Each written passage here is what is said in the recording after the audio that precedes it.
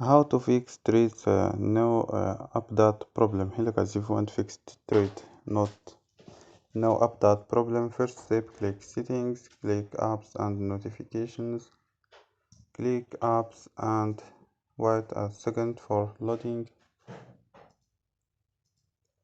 Scroll down for search your app treats and click force stop, click OK and click storage, click clear data, OK and click clear cache.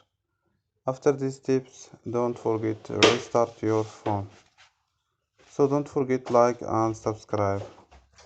Bye.